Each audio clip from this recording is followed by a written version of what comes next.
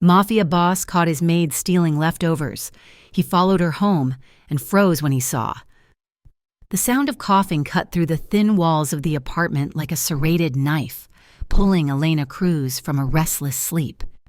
It was 4 a.m, an hour when the city outside was still exhaling the cold dampness of the night. Elena lay staring at the water-stained ceiling for a moment, listening. The coughing jag subsided, replaced by the wheezing rhythm of her mother's breathing. Elena sat up, rubbing the grit from her eyes. At 28 years old, she felt twice her age. Her bones ached with a fatigue that sleep could no longer cure. She slid out of the narrow bed she shared with her stacks of bills and unspoken worries, careful not to wake her teenage brother, Mateo, who was curled up on the sagging couch in the living room that doubled as his bedroom. The apartment was cold. The radiator hissed, but offered no heat, a common occurrence in this crumbling building on the forgotten edge of the city. Elena walked to the small kitchenette, opening the refrigerator. The light flickered, illuminating the emptiness inside. A half-empty carton of milk, a wilting head of lettuce, and a jar of generic peanut butter. She closed the door, her stomach tightening not just with hunger, but with the suffocating pressure of survival. She had 3 jobs. She scrubbed floors, she served coffee, and lately, she'd been lucky enough to secure a position on the cleaning staff for the Moretti penthouse. It was the kind of money that should have changed things, but with Rose's medication costs rising and the rent hiking up again, it was like pouring water into a sieve. Elena dressed in the dark, pulling on her uniform. It was gray, shapeless, and designed to make her invisible. That was the point. In the world of the wealthy, the help were not people. They were moving furniture, silent and efficient. She kissed her mother's forehead, which burned with a low-grade fever, and whispered a promise into the stale air that she would bring something good home for dinner. Then she stepped out into the gray pre-dawn, clutching her worn backpack, and began the long commute to a world that looked nothing like her own. The bus ride took 40 minutes. Elena sat with her forehead pressed against the cold glass, watching the scenery shift. The boarded-up storefronts and overflowing dumpsters of her neighborhood slowly gave way to clean sidewalks, trees enclosed in iron grates, and finally, the towering glass spires of the financial district. The Moretti building pierced the sky, a monolith of steel and dark glass. It was a fortress. To enter, Elena had to pass through a service entrance, flash her ID badge, and undergo a bag check.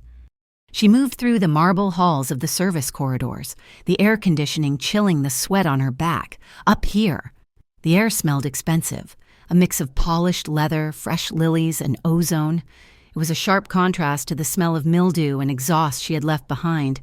She kept her head down, her eyes on the floor. Invisibility was her armor. If they did not see you, they could not fire you. 70 floors up, Luca Moretti stood by the floor-to-ceiling window of his penthouse, watching the sun struggle to rise over the Atlantic. He was in his early 30s, though his eyes held the weary hardness of a man who had seen a century of violence. He wore a crisp white dress shirt, open at the collar, and dark trousers. He was impeccably dressed, even at this ungodly hour, because he had not slept. He rarely slept. Luca turned from the window, the city sprawling beneath him like a conquering king's map. He walked to the sprawling mahogany desk in his study and dry swallowed a pill. It was supposed to calm the hypervigilance that kept his mind racing, dissecting threats, calculating loyalties, and analyzing profit margins. He was the head of the Moretti crime family, a position he had inherited and then solidified with ruthless efficiency. To the public, he was a legitimate businessman with investments in shipping and real estate. To the underworld, he was a ghost, cold, controlled, and utterly devoid of mercy for those who crossed him. But the silence of the penthouse was loud. It was a sterile, beautiful cage. He owned everything in this room, yet he felt connected to none of it. His phone buzzed on the desk, a text from Marco, his second-in-command, shipment cleared customs, no issues. Luca swiped the message away. Business was good, power was secure. Why then did he feel this gnawing hollowness in his chest? He adjusted his cufflinks, the metal cold against his skin, and prepared for the day. Tonight was the charity gala he was hosting, here at the penthouse. Another performance, another mask. The evening arrived in a wash of gold light and crystal. The penthouse was transformed. Waiters in white jackets moved through the crowd with silver trays, offering champagne and hors d'oeuvres that cost more than Elena's monthly rent. Elena was assigned to the kitchen and the peripheral cleanup. She moved through the sea of tuxedos and designer gowns, collecting empty glasses and discarded napkins. The guests looked through her, their laughter bright and brittle. She heard snippets of conversation about summer homes in Tuscany and the fluctuating price of gold, words that meant nothing to her reality. What she noticed most was the food. There were mountains of it. Towers of chilled shrimp, platters of Wagyu beef sliders, intricate pastries dusted with gold leaf, and so much of it was barely touched. She watched a woman in a red silk dress take a single bite of a truffle tart, make a face, and leave the rest on a table. Elena's stomach twisted violently. It was a physical pain, sharp and demanding. She'd not eaten since a piece of toast at 5 a.m. But worse than her own hunger was the image of Matteo, who was growing so fast he was always hungry, and Rosa, who needed strength to fight the infection in her lungs. They were throwing it away. It was all going to be scraped into heavy black bags and hauled down the freight elevator.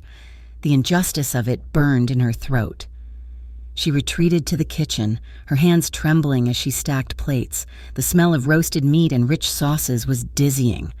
By 2 a.m, the last guest had departed. The music had stopped, leaving a ringing silence in its wake. The catering staff had left, leaving the cleaning crew to finish the final scour. Elena was alone in the main kitchen, a cavernous space of stainless steel and black granite. The head housekeeper had already done the walkthrough and dismissed the others, but Elena had stayed behind, claiming she wanted to finish polishing the wine glasses. When the service door clicked shut, leaving her truly alone, Elena stopped. She looked at the counter where the catering manager had left the trays destined for the trash. There was a platter of filet mignon, cold but perfectly cooked. There were roasted vegetables, expensive cheeses, and artisanal breads. Elena's heart hammered against her ribs like a trapped bird. This was stealing. The agency had a zero-tolerance policy. If she were caught, she would be fired immediately, blacklisted. But then she thought of the empty refrigerator at home. She thought of Matteo eating plain rice for the 3rd night in a row. She moved quickly, driven by a desperation that overrode her fear. She pulled 3 plastic containers from her worn backpack. Her hands shook so badly she almost dropped the lid. She began to pack the meat, the vegetables, the bread. She worked with frantic efficiency, terrified that the elevator would ding or a security guard would walk in. It is just trash, she told herself. They do not want it. It is garbage to them. It is life to us. She packed the containers until they were full, pressing the lids down tight. She wrapped them in paper towels to muffle any sound and shoved them deep into her bag. She zipped it shut, her breath coming in short, shallow gasps. She slung the backpack over one shoulder, turned to the service exit, and froze. She was not alone. Luca stood in the doorway that led to the private residence wing. He had returned early from a meeting in his study, bypassing the main hallway. He was still in his tuxedo trousers and white shirt, though the tie was gone and the top buttons were undone. He was leaning against the doorframe, his arms crossed over his chest, watching her. The silence that stretched between them was absolute. It was heavy, suffocating. Elena felt the blood drain from her face. She gripped the strap of her backpack until her knuckles turned white. Luca did not move. His face was unreadable, a mask of calm scrutiny. He had been watching her for a full minute before she noticed him.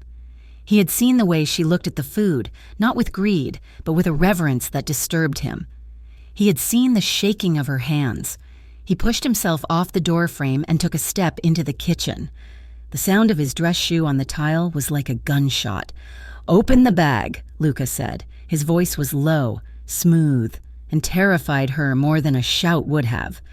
Elena took a step back, her back hitting the stainless steel counter. "Mr. Moretti, I was just—"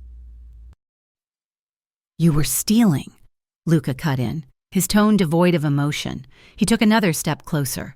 He was a tall man, broad-shouldered, and in the harsh kitchen light. He looked predatory. "Open the bag." Elena's hands trembled as she pulled the bag off her shoulder.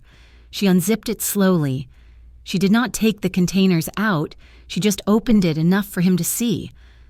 Luca looked down into the bag. He saw the plastic Tupperware, the condensation on the lids from the warm food. He looked back up at her face. He saw the terror in her wide, dark eyes, but he also saw something else. A rigid, desperate set to her jaw. "Who are you working for?" Luca asked. Elena blinked, confused. "What?" "The food," Luca said, his eyes narrowing. "It is a clumsy cover. You are stuffing trash into a bag to look like a thief. Who are you really? A plant for the Rinaldis? Are you looking for documents, listening devices?" It was a logical leap for a man who lived his life in the crosshairs of assassination attempts. He assumed everyone had an angle. He assumed everyone was a threat. "No!" Elena's shock broke through her fear. "No, sir, I swear, I do not know who the Rinaldis are." "Then explain," Luca demanded, stepping into her personal space. He smelled of whiskey and expensive tobacco. "Why risk your job for cold steak?" Elena looked up at him. She was cornered. She could lie. But she sensed that a man like Luca Moretti could smell a lie like blood in the water. "Because my mother is hungry," Elena said. Her voice cracked, but she forced the words out.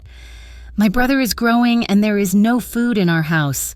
This was going to the garbage. You were throwing it away." Luca stared at her.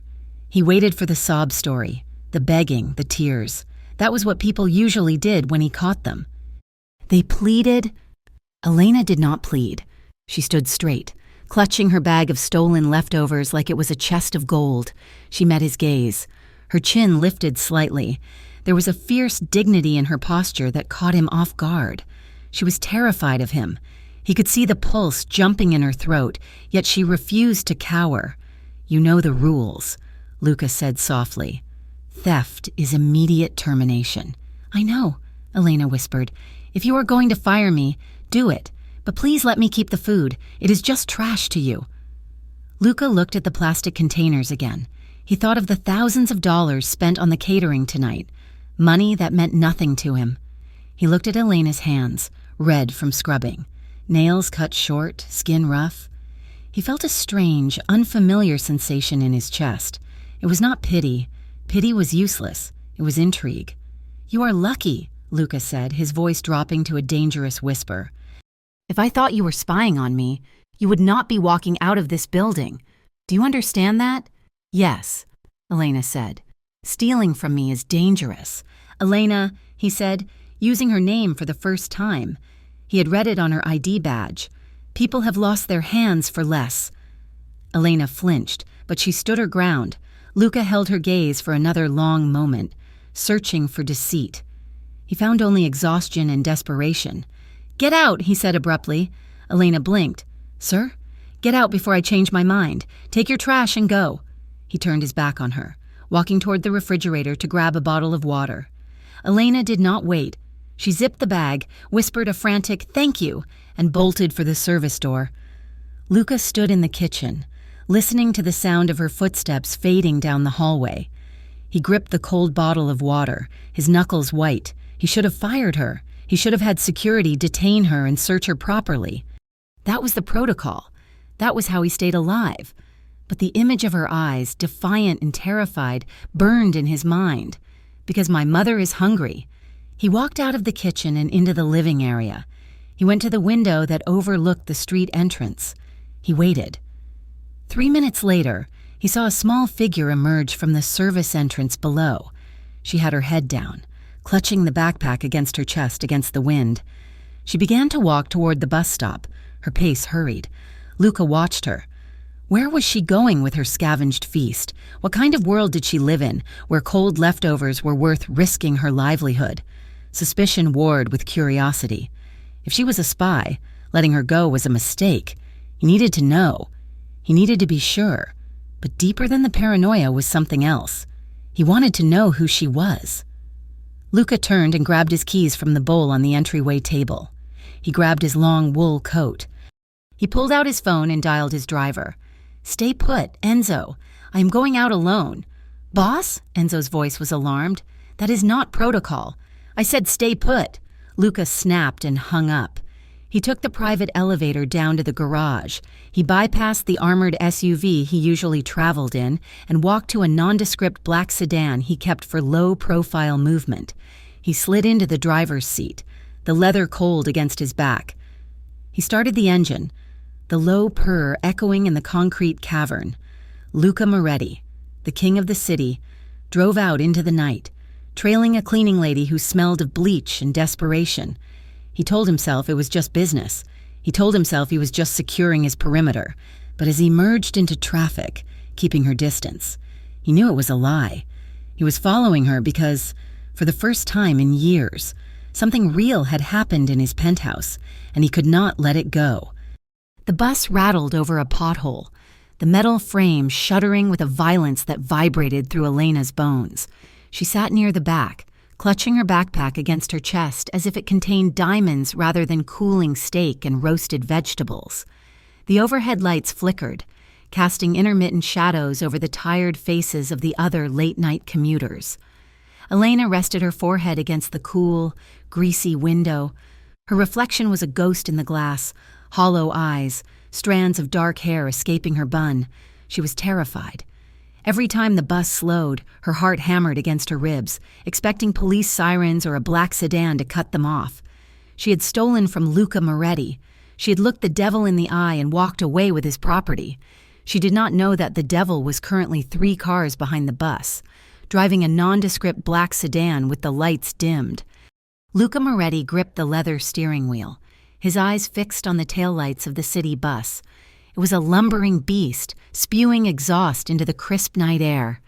He kept his distance, driving with the smooth, predatory patience that had kept him alive in a world where impatience meant death.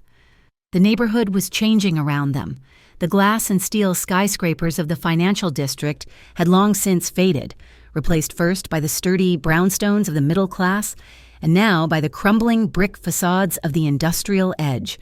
Streetlights here were broken, leaving long stretches of pavement swallowed by darkness, garbage piled up on corners, ignored by the city sanitation trucks that serviced his penthouse zip code every morning at 6. Luca noted the boarded-up storefronts, the iron bars on every window, the groups of men huddled on corners watching traffic with hungry, calculating eyes. He knew these streets, not these specific ones, perhaps, but the rhythm of them. The desolation was a language he spoke fluently. The bus hissed to a halt at a corner that looked like a bruise on the city's face. Elena stepped off, looking small and fragile in her gray coat. She did not look around. She just adjusted the straps of her backpack, put her head down, and began to walk. Luca parked the sedan half a block away, tucked behind a rusted dumpster. He killed the engine and stepped out into the cold. He was wearing a long, dark coat that swallowed his silhouette, the collar turned up against the wind. He moved silently, his Italian leather boots making no sound on the cracked pavement. He trailed her. She walked quickly, her path weaving through dim alleys where the shadows seemed to have teeth.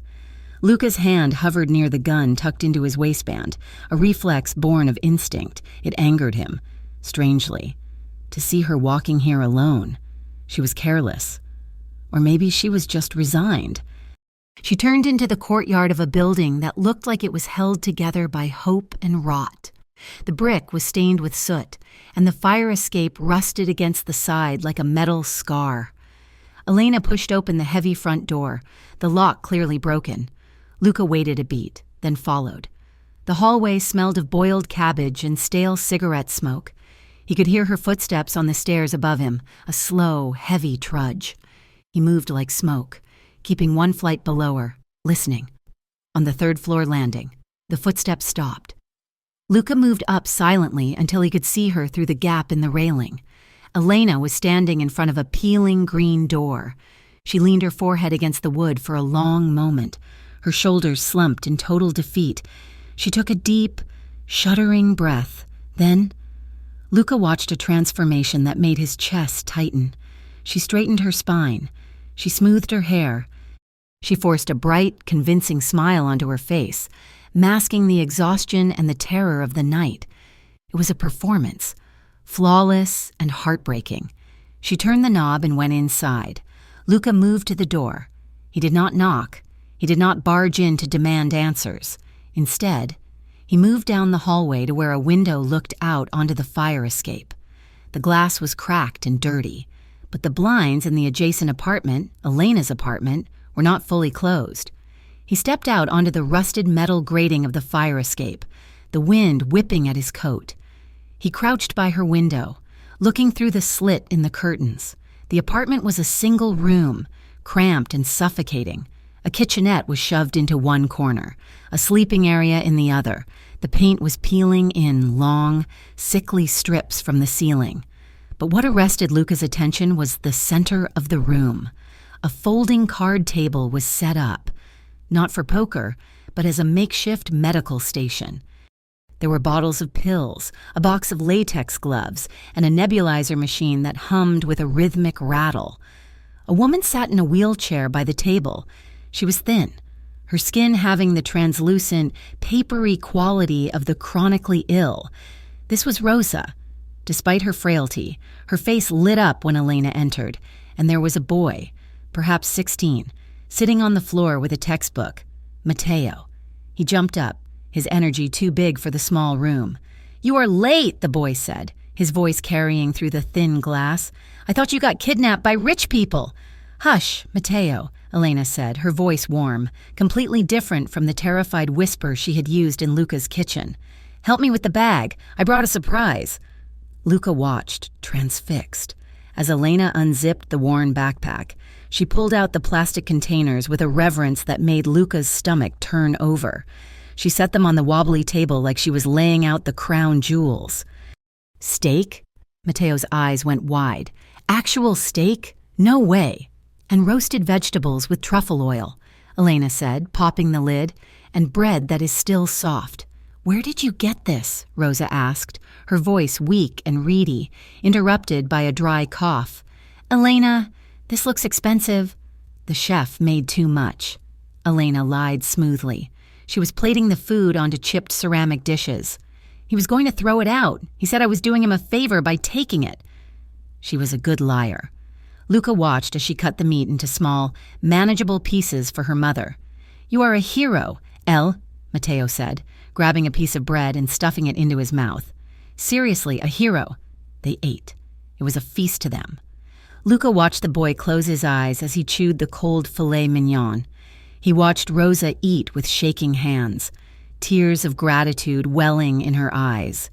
He watched Elena sit back, not eating, just watching them with a look of fierce, protective love. Luca froze. The cold wind on the fire escape ceased to exist. He knew this room. He did not know this specific apartment, but he knew the peeling paint. He knew the smell of sickness that lingered in small spaces. He knew the look of a mother trying to hide her pain from her children. He knew the gnawing, hollow ache of a stomach that had not seen protein in 3 days. 30 years ago, he had been Matteo. He had sat on a floor just like that, in a neighborhood just like this, watching his own mother wither away while he felt helpless and angry at the world. The memory hit him with the force of a physical blow. He had built a fortress of money and power to keep that memory out. He wore $5,000 suits to armor himself against the boy he used to be, but looking through that dirty window, the armor cracked. He was not watching a thief. He was watching a daughter keeping her family alive. Inside, the mood shifted. Elena reached over and touched Matteo's shoulder. "Why is your math book closed?" she asked gently. "You promised you would finish the chapter." "I was hungry," Matteo mumbled. "It is hard to focus." "I know," Elena said, and her voice dropped, heavy with a sadness she tried to hide. She moved to her mother, placing a hand on Rosa's forehead. "You feel warm, Mama." "I am fine," Rosa wheezed. "Just the dampness." "We need the new antibiotics," Elena said, More to herself than to them. She checked the levels on the oxygen tank beside the wheelchair. It was low. "I will get them tomorrow, I promise. I will find a way. They are too expensive." "Elena," Rosa whispered, "do not work yourself to death for me." "I will find a way," Elena repeated, her voice hardening with determination. "I am going to fix this." Luca pulled back from the window into the shadows. He felt like an intruder in the most profound sense. He had come here expecting to find a spy ring, a rival gang operation, or a fence selling stolen goods. Instead, he found a woman holding up the sky for her family, just as he had once tried to do. He turned and climbed down the fire escape, his movements mechanical. He walked back to his car, the silence of the alley pressing in on him. He drove back to the city center, the transition from poverty to wealth feeling jarring and grotesque. When he entered his penthouse, the silence greeted him. It was pristine. It was temperature-controlled. It was dead. Luca went to his study and poured a glass of whiskey. He sat in his leather chair and stared at the city skyline. It was 3 a.m. Usually, his mind would be racing with territory disputes, shipping manifests, and the constant chess game of mafia politics. Tonight, those thoughts were ash. All he could see was Elena's tired eyes. All he could hear was the lie she told her brother to protect his innocence. The chef made too much. He looked at the bottle of sleeping pills on his desk. He unscrewed the cap, then screwed it back on. He did not take one. He did not want to sleep. He wanted to understand why the sight of a maid feeding her mother leftovers had shaken the foundation of his world. The sun rose, painting the sky in bruises of purple and orange. Luca had not moved from his chair. At 8 o'clock sharp, the door to his study opened. Marco, his right-hand man, walked in. Marco was a bear of a man, loyal to a fault, with a scar running through his eyebrow and a tablet tucked under his arm. "Boss," Marco said, surprised to see Luca still in last night's clothes. "You are up early, or you never went to bed." "Sit down, Marco," Luca said. His voice was gravel. Marco sat, his expression instantly alert. "What is it, the Rinaldis? Did the shipment get hit?" "No," Luca said. He swirled the amber liquid in his glass, watching the light catch it. "I need a background check." Marco tapped his tablet. "Ready. Name?" "Elena Cruz," Luca said. Marco paused, his fingers hovering over the screen. He looked up, confused. "Cruz, the cleaning girl, the one with the braid?" "Yes." "Why?" Marco asked, his brow furrowing. "Did she steal something valuable? I can have security handle it. We can have her picked up in an hour." "No intimidation," Luca said sharply. His eyes snapped to Marco's, cold and hard. "No threats, no pickups. I want a quiet check. Financials, family, history. I want to know who she is. And Marco, if she finds out you looked into her, I will be very displeased." Marco blinked. In 10 years of working for Luca, he had never been asked to run a background check on the cleaning staff unless they were being framed for a hit. "Luca," Marco said slowly, using his first name, a privilege only he had. "You know the rules, getting involved with the help. It is messy. It is a security risk. If she is a problem, we fire her. We do not investigate her life." "Just do it," Luca said, turning his chair back to the window. "I want the file on my desk in an hour." Marco hesitated, sensing the strange tension in the room, then nodded. "Okay, 1 hour." 50 minutes later, a manila folder landed on Luca's desk. Luca opened it. He read in silence. Elena Maria Cruz, age 28, father deceased, mother, Rosa Cruz, diagnosed with advanced pulmonary fibrosis. Brother, Mateo Cruz, age 16, student at Westside High. He scanned the financials. They were a disaster. Debt collectors, medical bills that spiraled into numbers that were impossible for a maid to pay. Then his eyes stopped on the education section. Accepted to State University on full academic scholarship. Declined. Reason. Family hardship. She was smart. She had a ticket out. She had a chance to escape the life of scrubbing floors and stealing leftovers. And she had turned it down to take care of a dying mother and a teenage brother. Luca closed the folder. He felt a heavy, complicated weight in his chest. It was respect. In his world, Loyalty was bought with fear or money. Elena's loyalty to her family was bought with her own future. She was drowning, and he was the one standing on the shore, watching the water rise. He looked at the time. The cleaning shift started in 10 minutes. "Send her in," Luca said into the intercom. "Who? Boss?" Marco's voice crackled back. "Elena Cruz. When she clocks in, send her to my study." Elena walked into the penthouse with the dread of a woman walking to the gallows. She had not slept.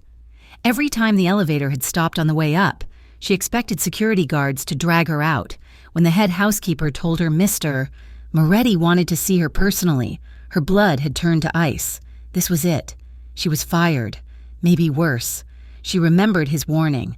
"Theft in my house could get you killed." She knocked on the heavy oak door of the study. "Enter!" His voice came from inside. Elena pushed the door open. The room was vast, smelling of old paper and leather. Luca was sitting behind his desk, looking like a king on a throne. He was wearing a fresh suit, charcoal gray, perfectly tailored. His face was unreadable. Elena walked to the center of the room and clasped her hands in front of her. She would not cry. She promised herself she would not beg. "Mr. Moretti," she said, her voice steady despite the trembling of her knees. Luca looked up. He studied her. She looked tired. There were dark circles under her eyes that matched his own. She was braced for impact, her shoulders tensed. "Sit down, Elena," he said. "I prefer to stand, sir." "Sit," he commanded, though his voice lacked its usual bite. Elena sat on the edge of the leather chair across from him. She waited for the accusation. She waited for him to bring up the Tupperware, the spying, the police. Luca picked up a piece of paper from his desk. It was not her background check. It was a generic payroll document. "I have been reviewing the household accounts," Luca said. His tone was dry, businesslike. He did not look at her. He looked at the paper. "It has come to my attention that the current wage structure for the domestic staff is outdated." Elena blinked. "Sir," Luca continued, his face a mask of indifference, "inflation is rising. The cost of living in the city has increased by 7% in the last quarter. I do not run a business that underpays its employees relative to the market. It reflects poorly on the Moretti brand." He slid the paper across the desk toward her. "Effective immediately. Your hourly rate has been increased by 40%. This includes a retroactive adjustment for the last 3 months. The difference will be deposited into your account by end of day." Elena stared at the paper. The numbers blurred. 40%. That was the medicine. That was the rent. That was food without stealing. She looked up at him, bewildered. "I do not understand. I thought you were going to fire me." Luca leaned back in his chair, his eyes cold and guarded. "Why would I fire you? You do your job. The floors are clean. But last night," she started, her voice dropping to a whisper. "The kitchen." "I have forgotten about last night," Luca said, cutting her off. "It was a misunderstanding. Do not let it happen again." He was dismissing it. He was erasing the moment of vulnerability between them. He was framing this life-saving charity as a corporate adjustment. Elena felt a rush of relief so potent it made her dizzy, but it was quickly followed by a flush of heat up her neck. Confusion tangled with pride. He knew. He had to know she needed the money. He was giving her a handout, but he was too arrogant to call it that. He had to make it sound like a business decision. 40% is a very large adjustment for inflation, sir, she said, testing him. "I am a generous employer when the market dictates it," Luca said flatly. "Do not read into it. It is just math." He picked up a pen and began signing a document, signaling the conversation was over. "Is that all?" he asked, not looking up. Elena stood slowly. She clutched the strap of her bag. She felt small, and yet she felt seen in a way that was terrifying. "Yes, Mr. Moretti," she said. "Thank you for the market adjustment. Go back to work, Elena," he said. She turned and walked to the door. Her hand was on the knob when his voice stopped her. "And Elena?" She froze and turned back. Luca had stopped writing. He was looking at her, and for a second, the cold mask slipped. His eyes were dark, intense, and filled with something that looked dangerously like concern. "Make sure you eat something today," he said. "You look pale." Before she could answer, he looked back down at his papers. Elena slipped out of the room, her heart pounding a frantic rhythm against her ribs. She leaned against the wall in the corridor, taking deep breaths. He hadn't fired her. He had saved her. But as she walked down the hall, she didn't feel like an employee who had gotten a raise.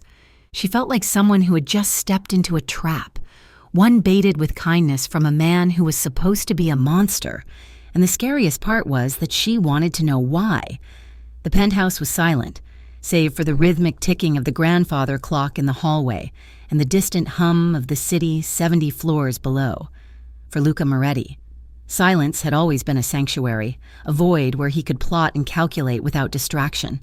But lately, the silence had acquired a texture.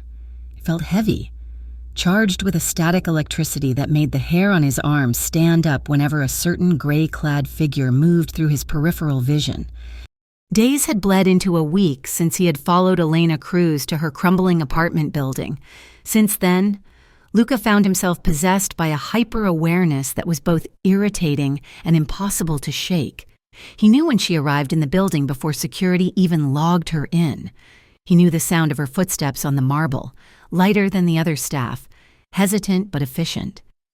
He sat in his study, a stack of contracts regarding a dockside union dispute ignored in front of him. Through the half-open door, he watched her dusting the shelves in the library across the hall. She reached high to clean the frame of an oil painting, her uniform pulled tight across her shoulders. He noticed the way she tied her hair up, severe and practical, but always with one stubborn strand that escaped to curl against the nape of her neck. He noticed the way she paused to look at the books sometimes, her fingers lingering on the spines of the classics, before snatching her hand away as if she had been burned, remembering her place. He hated that he noticed. He was a man who commanded armies of soldiers and negotiated deals worth millions without blinking. He should not be distracted by the way a cleaning woman bit her lip when she was concentrating. It was a weakness, and in his world, a crack in the armor was where the bullet entered. He forced his eyes back to the contract, gripping his pen until the plastic barrel creaked. Later that afternoon, Luca emerged from his study to refill his coffee. As he approached the service corridor that led to the kitchen, the sound of hushed, sharp voices stopped him. "I'm just saying, check your purse," a voice sneered. It was Magda, one of the senior housekeepers, a woman who wore her authority like a bludgeon. "She takes the trash home." "Who knows what else she takes?" "She is quiet," another voice replied, a younger maid. "The quiet ones are the dangerous ones. I saw her putting bread rolls in her pocket yesterday. Disgusting. Like a rat." Luca stopped. The temperature in the hallway seemed to drop 10 degrees. He felt a cold, familiar rage coil in his gut, not the explosive anger of a street brawl, but the icy, surgical fury of a man who tolerated no disrespect in his territory. He rounded the corner. Magda and the other maid were standing by the linen closet, their backs to him. "If Mr. Moretti knew he was harboring a thief," Magda hissed, "she would be on the street in 10 minutes, or worse."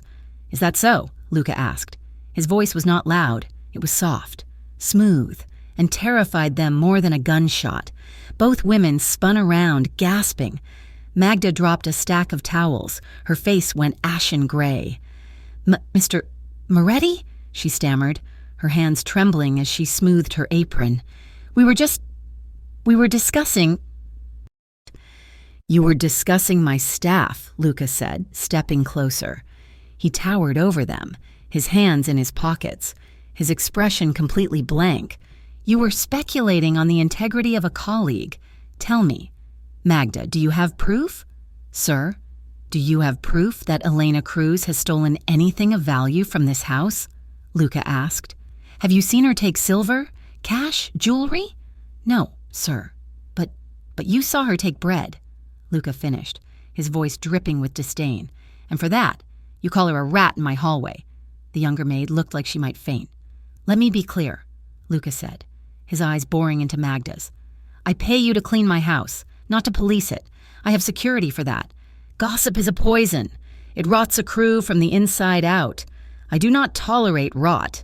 He let the silence stretch. watching them squirm. "If I hear another whisper of unverified stories," Luca said, "if I hear one more cruel word spoken about anyone on this team, you will be terminated. And you know that when I terminate employment, I ensure you do not work in this city again. Do I make myself clear?" "Yes, sir," Magda whispered, looking at the floor. "Crystal clear. Get back to work." The two women scrambled away, disappearing into the laundry room as if escaping a predator. Luca stood there for a moment, adjusting his cufflinks, exhaling a breath he had not realized he was holding. He turned to go back to his study and saw her. Elena was standing at the far end of the corridor, clutching a mop bucket. She was frozen, her eyes wide. She had heard everything. Luca felt a sudden, sharp spike of exposure. He did not want her gratitude. He did not want her to know he had defended her. It made the lines between them blurry, and he needed the lines to be sharp. He held her gaze for a second, just long enough to acknowledge she was there, and then turned on his heel, walking away without a word. That night, the city was a grid of glittering lights against a velvet sky. Elena was in the study, emptying the wastebasket. It was late, past 10. She usually tried to be gone by now, but the subways were running on delays, and she had taken an extra shift polishing the silverware. Luca was at his desk, the only lamp in the room casting a warm pool of gold light over his papers. He had not looked up when she entered, but the tension in the room was thick enough to choke on. Elena moved silently, terrified of disturbing him. She was still reeling from the scene in the hallway. No one had ever defended her like that. In every other job, she was the first to be blamed, the first to be suspected. To hear the monster of the city threaten his own staff to protect her name. It confused her. It frightened her. And, dangerous as it was, it made her heart beat a strange, erratic rhythm. "Elena," Luca said. She jumped, nearly dropping the wastebasket. "Yes, sir?" Luca put down his pen. He swiveled his chair to face her. He was in his shirt sleeves, his tie undone, looking tired in a way that made him look younger, more human. "How is your mother?" The question was casual, delivered with the same tone he might use to ask about the weather, but his eyes were locked on her face. They were dark, intelligent eyes that seemed to see everything she tried to hide. Elena hesitated. She gripped the rim of the wastebasket. She is fine, sir. Thank you for asking. Do not lie to me, Elena," Luca said softly. "I told you, I do not like lies." Elena bit her lip. She looked at the expensive Persian rug beneath her feet. The damp weather makes it harder for her to breathe, the fluid in her lungs. "It comes back faster now." "Is she seeing a specialist?" "We see a doctor at the community clinic," Elena said. "He is kind. He does what he can. But he is not a specialist," Luca stated. It was not a question. "Specialists cost money, Mr. "Moretti," Elena said, a flash of her pride cutting through the deference. She looked up, meeting his eyes. "They require insurance I do not have and fees I cannot pay." Her eyes welled with sudden, hot tears. She blinked them away furiously, mortified. She would not cry in front of him. She turned her head, pretending to check the heavy velvet curtains. Luca watched her fight for control. He felt a pull in his chest, a magnetic force dragging him out of his chair. He stood up and walked around the desk. He stopped a few feet from her, close enough to smell the soap she used, something simple and floral, far enough to maintain the fiction that they were just employer and employee. "There is a pulmonologist at St. Jude S," Luca said. "Dr. Rossi. He's the best in the state." "I know who he is," Elena whispered. "His waiting list is 6 months long and his initial consult is $500. "I have a business relationship with the hospital," Luca said. "I can make a call." "You could see him on Thursday." Elena looked at him, hope warring with suspicion. "Why?" "Because efficient staff is hard to find," Luca said, slipping back into his cold persona like a coat. "If you are worried about your mother, you are distracted. If you are distracted, you break my vases. It is a business calculation." He reached into his desk drawer and pulled out a thick white envelope. He held it out to her. "This is in advance," he said. 6 months of salary.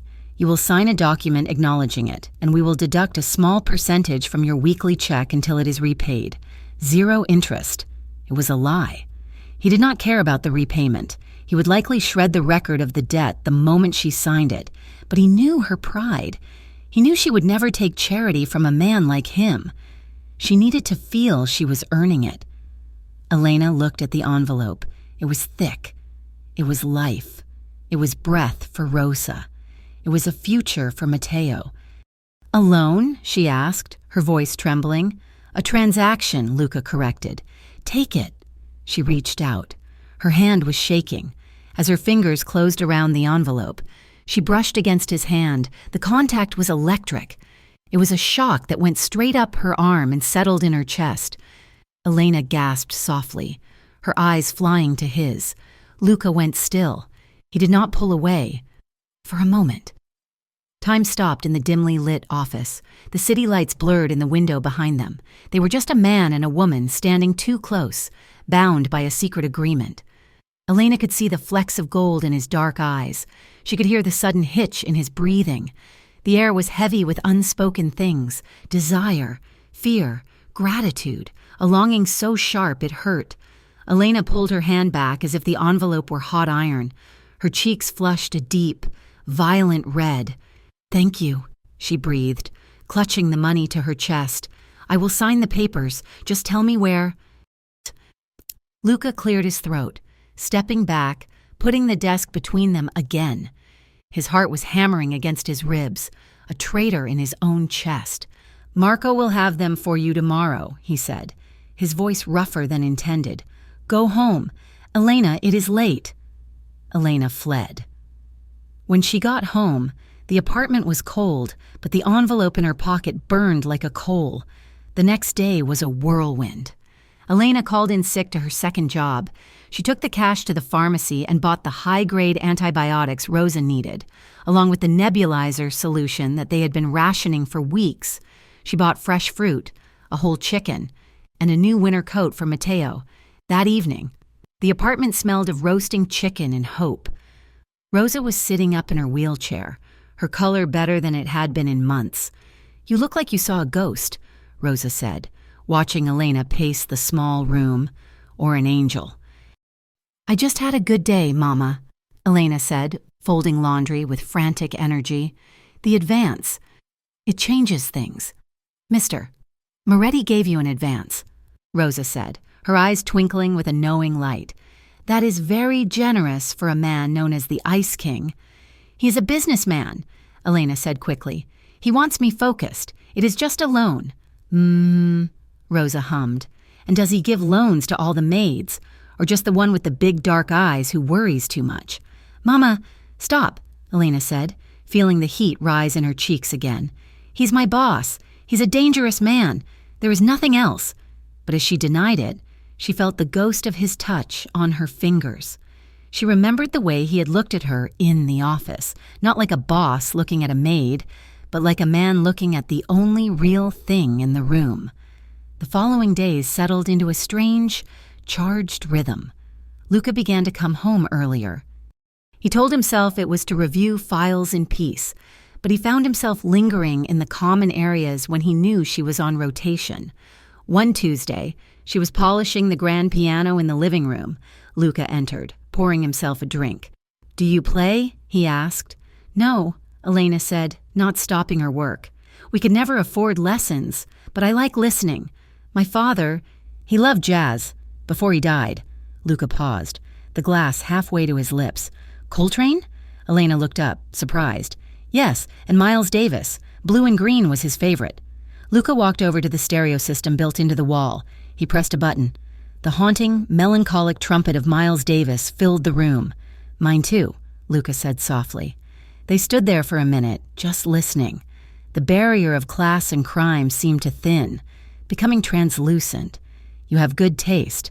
Elena," he said. "You have a good stereo," she parried, a small, shy smile touching her lips. It was a small moment, but it felt like a shifting of tectonic plates.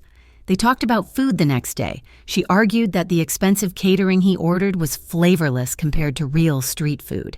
He challenged her to bring him something better. when she brought him a homemade empanada the next day, wrapped in foil. He ate it in his office and told her it was the best thing he had eaten in a year. He wasn't lying. Then came the storm.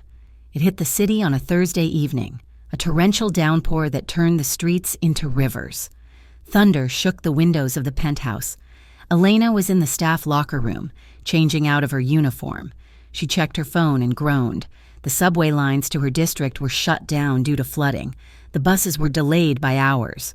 She walked out into the main lobby of the penthouse, buttoning her thin coat, dreading the prospect of walking 20 blocks to a working bus line in this deluge. Luca was standing by the private elevator, buttoning his own overcoat. He saw her hesitate by the door, looking out at the wall of gray rain. "The trains are down," he said. Elena jumped. "Yes, I will find a bus. It is a hurricane out there." "Elena," Luca said, "you will be soaked before you take 10 steps." "I will be fine," she said, pulling her collar up. "Enzo is bringing the car around," Luca said. "I'm going downtown. I will drop you off." "No," Elena said immediately. "I cannot. It is too much." "Do not argue with me," Luca said. His voice was firm, but there was no threat in it, only a stubborn protectiveness. "I'm not letting you walk in this. My mother would haunt me." It was a joke, a dark one, given his history, but a joke nonetheless. Elena looked at him, surprised. "Come," he said, gesturing to the elevator. She stepped in. The doors slid shut, enclosing them in the small, mirrored box. The scent of his cologne, sandalwood and rain, filled the space. Elena stared at her reflection, trying to slow her heart. When they reached the garage, the black sedan was waiting. Enzo, the burly driver, held the back door open. Luca gestured for her to slide in first. She did. He slid in beside her. The door closed, sealing out the noise of the garage. The interior was leather and silence. "Where to?" Enzo asked, eyeing Elena in the rearview mirror with mild surprise. "Drop her off first," Luca said. "Then take me to the club." It was a lie. He had no plans to go to the club. He was going to have Enzo drive him right back here after he saw her safe. The car pulled out into the rain-lashed streets. The wipers slapped a frantic rhythm against the glass. Inside, it was intensely quiet. They sat on opposite sides of the back seat, a foot of leather between them, but the space felt charged, heavy with the unspoken. Elena stared out the window at the blurred city. She was acutely aware of him. She could feel the heat radiating from his arm. She could hear the steady rhythm of his breathing. Luca watched the road, but his focus was entirely on her. He saw her shivering slightly, without a word. He reached for the control on the door panel and turned up the heat. Elena looked at him. "Thank you." "You are cold," he said. Their eyes met in the dim light of the passing street lamps. The car went over a bump, and Elena swayed slightly toward him. She caught herself, but for a split second, the distance closed. She saw him look at her mouth. It was a quick, involuntary glance, but she saw it. Her breath hitched. Luca looked away, jaw tightening. He gripped the door handle. He wanted to reach across that foot of space. He wanted to take her hand. He wanted to know if her skin was as soft as it looked, but he couldn't. He was Luca Moretti. She was Elena Cruz. He was the darkness, and she was the light he was trying not to extinguish. He caught Enzo watching them in the rearview mirror. Luca met his driver's eyes with a glare that said, "Eyes on the road." Enzo looked away quickly. "We are almost there," Elena said softly, breaking the spell. "I know," Luca said. And as the car turned onto her bleak, dark street, Luca felt a profound reluctance to let her go. He wanted to lock the doors. He wanted to keep driving, away from the crumbling apartment, away from the mafia, away from the expectations of their disparate worlds. But the car stopped. "Thank you, Mr. Moretti," Elena said. "Luca," he said. The word slipped out before he could stop it. Elena paused with her hand on the door latch. She looked back at him, her eyes searching his face in the shadows. "Thank you, Luca," she whispered. She opened the door and ran into the rain. Luca watched her go until she was safely inside the building. Only then did he lean back against the seat, closing his eyes, listening to the rain hammer against the roof like 1,000 warning drums. "Home, boss?" Enzo asked quietly. "Home," Luca said. But as the car pulled away, he realized with a terrifying certainty that the penthouse didn't feel like home anymore. Home was a feeling he had just left standing in a broken doorway in the rain. The peace that had settled over the penthouse was fragile, a thin layer of ice over a deep, dark lake. For a few weeks, Luca allowed himself to live in that suspended state, enjoying the quiet hum of jazz in the evenings and the soft, hesitant conversations with Elena. But the world he had built was not designed for peace. It was designed for war, and war always found a way to return. It started on a Tuesday night, the Rinaldi family, a rival faction that had been testing the boundaries of Luca's territory for months, finally made their move. They did not attack Luca directly. That would have been suicide. Instead, they struck at the periphery, targeting a high-end import warehouse near the docks that served as one of Luca's most profitable, legitimate fronts. Luca received the call at 2 a.m. By 3, he was standing in the flickering orange light of the burning warehouse, watching firefighters battle the blaze. The air tasted of ash and melted plastic. Marco stood beside him, his face grim. "They torched the inventory," Marco said, his voice low to avoid being overheard by the police captain standing 20 yards away. "Electronics, silk, $3 million in product." "It is not about the product," Luca said. His face was a mask of terrifying calm, the fire reflecting in his dark eyes. "It is a message. They want to see if I've gone soft. They want to see if the rumors of my distraction are true." "What are your orders?" Marco asked. Luca turned away from the fire. He buttoned his cashmere coat, the movement precise and controlled. "We do not brawl in the streets like animals," Luca said. "We answer with precision. The Rinaldis have a shipment of luxury cars coming in through the Jersey port tomorrow. Intercept it. Do not steal it. Crush it. Leave the cubes of metal on Rinaldi's front lawn." "Understood," Marco said. "And Marco," Luca added, his voice dropping to a whisper that cut through the roar of the fire engines. "Make sure the press sees the wreckage. I want them to know that I am still the one who holds the leash in this city." The next evening, Elena was at home, folding laundry on the worn sofa while Matteo finished his homework. The television was on low, a hum of background noise that usually comforted her. Rosa was asleep in the bedroom, her breathing aided by the new nebulizer Elena had bought with the advance.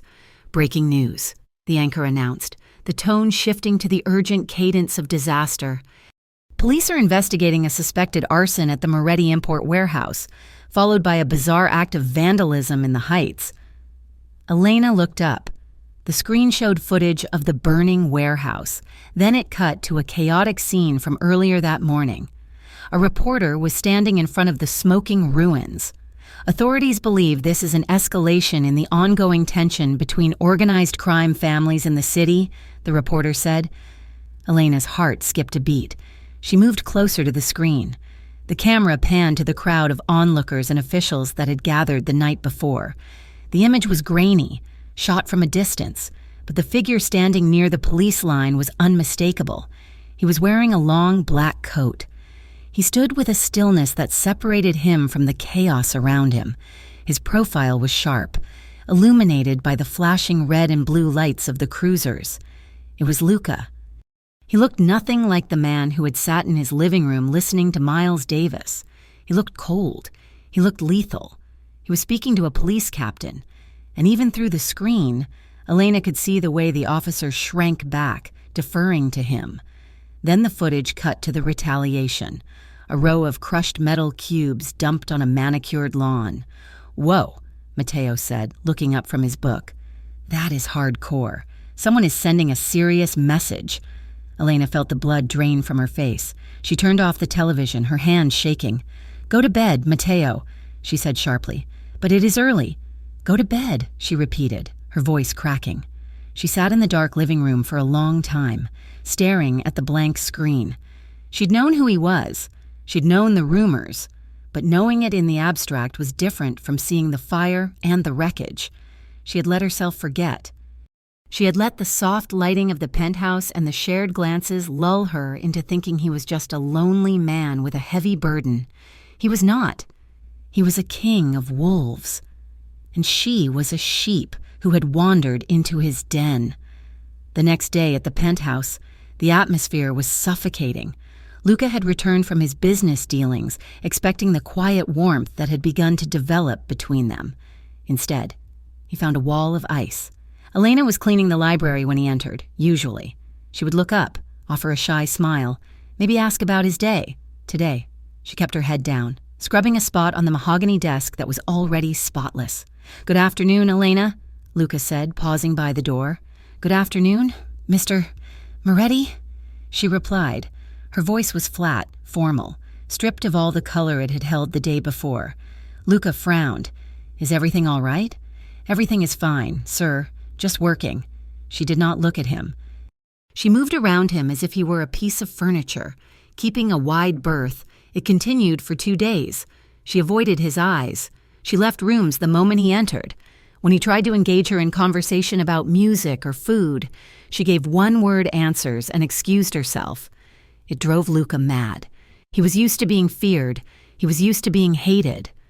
But the indifference, the deliberate withdrawal of the connection they had started to build, it hurt in a place he did not know he still had. It felt like a rejection of the man he was trying to be when he was with her. On the 3rd evening, Luca could not take it anymore. It was past 8. The staff had gone, save for Elena, who was finishing the hallway on the executive floor. Luca waited until he heard the soft sound of her vacuum cleaner shut off. He stepped out into the corridor. Elena was winding the cord, her back to him. When she turned and saw him, she flinched. It was a small movement, but Luca saw it, and it cut him deep. "We need to talk," Luca said. "I'm just finishing up, sir," Elena said, reaching for her cart. "I will be out of your way in a minute." "Leave the cart," Luca commanded. His voice echoed in the long, marble hallway. Elena froze. She slowly let go of the handle. She clasped her hands in front of her apron, looking at his chin, never his eyes. "Why are you doing this?" Luca asked, stepping closer. "Doing what, sir?" "Do not call me sir," he snapped, the frustration bleeding through. "Not when we have spent the last 2 weeks talking about jazz and your brother's math grades. Why are you suddenly acting as if I am a stranger?" Elena looked down. "You are my employer, Mr. Moretti. I am your maid. That is the reality. That is an excuse," Luca said. "Tell me the truth." Elena looked up then. Her eyes were dark with a mixture of fear and disappointment. "I saw the news," she said softly. Luca went still. He knew exactly what she meant. "I saw the warehouse," she continued, her voice trembling but gaining strength. "I saw you standing there while it burned, and I saw what happened to those cars." "That was business," Luca said, his jaw tightening. "It has nothing to do with you." "It has everything to do with you," Elena countered. "I let myself forget. I let myself think that maybe the stories were exaggerated, but they are not. You hurt people. You destroy things. I protect what is mine," Luca said, his voice dropping to a growl. "Those men attacked me first. If I did not respond, they would have come for this building next. They would have come for my people. For you. I do not want that kind of protection," Elena cried out, the professional mask finally shattered. "I grew up in a neighborhood ruled by men like that. Luca. Men who solve problems with fire and guns. I have spent my whole life trying to keep my family away from that darkness. I cannot let it into my heart."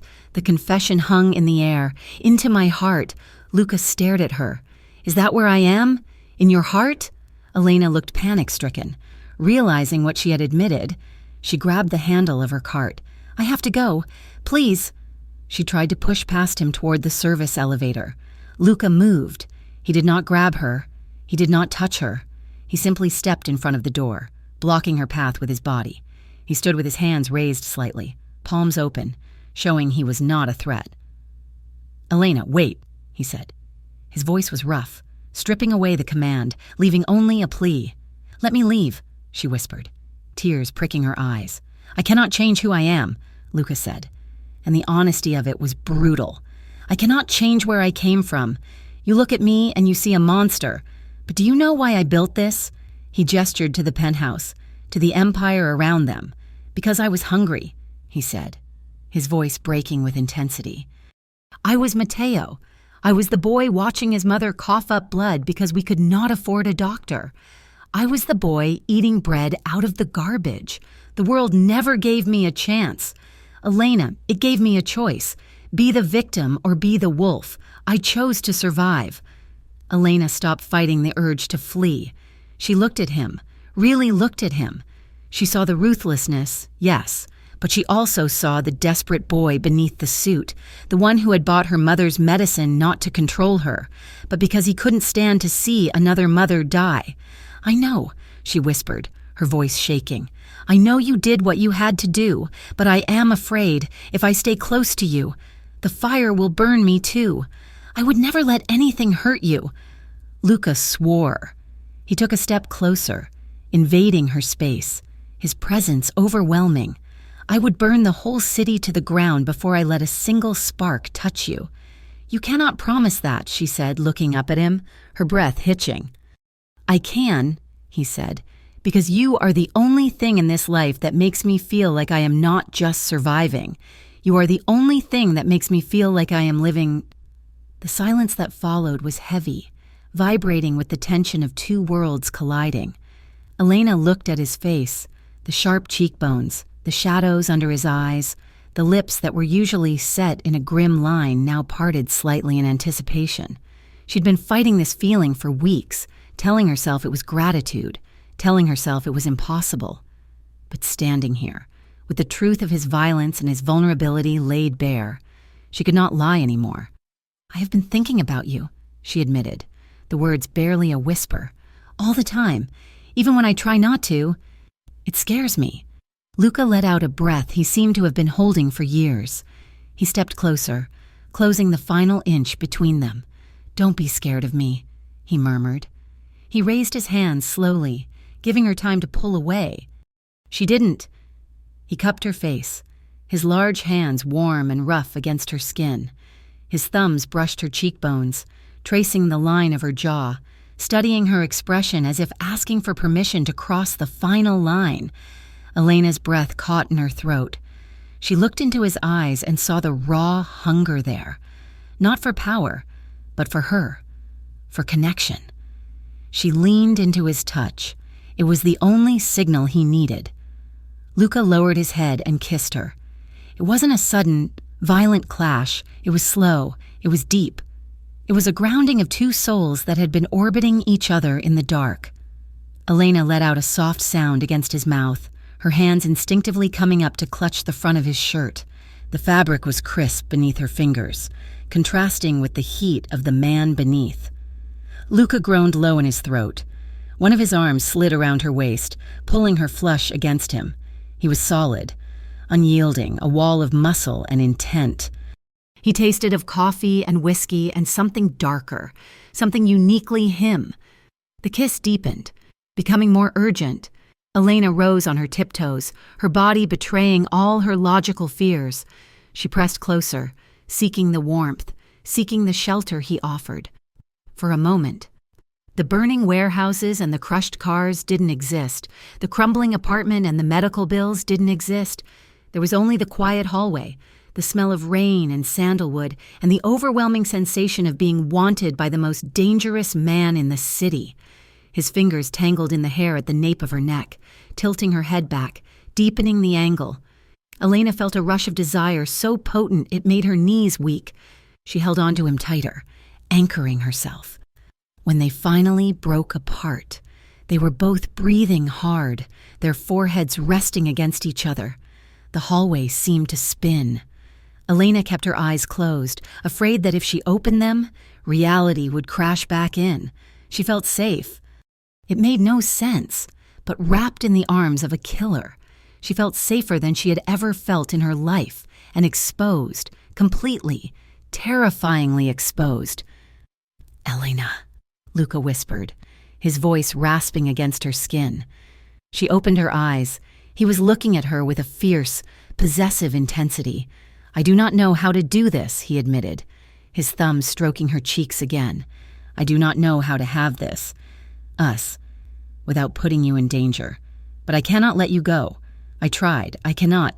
I don't want you to," she said, the truth tumbling out before she could stop it. "But we can't. The staff. The world." "I know," Lucas said. He straightened slightly, though he didn't let go of her waist. "No one can know. Not yet. It has to be ours. Just ours." "A secret," Elena said, the weight of the words settling on her. "Until I can make it safe," Luca promised. "Until I can figure out a way to shield you from the rest of it." "Will you do that? Will you wait with me?" Elena looked at the man who had crushed luxury cars to make a point, and seeing the tenderness in his eyes, she nodded. "Yes," she said. "I will wait." Luca kissed her forehead, a lingering seal on their dangerous pact. Then he stepped back, reluctantly letting his hands fall to his sides. He adjusted his jacket, the mask of the boss sliding back into place, though his eyes remained warm. "Go home, Elena," he said softly, "before I find a reason to keep you here all night." Elena grabbed her cart, her heart pounding a frantic rhythm against her ribs. She gave him one last look, a mixture of fear and longing, and hurried toward the elevator. Luca watched her go. He waited until the doors slid shut before he allowed himself to lean back against the wall, running a hand over his face. He had just made the most dangerous deal of his life. Across the city, in a dimly lit back room of a social club that smelled of stale cigars, the air was thick with tension.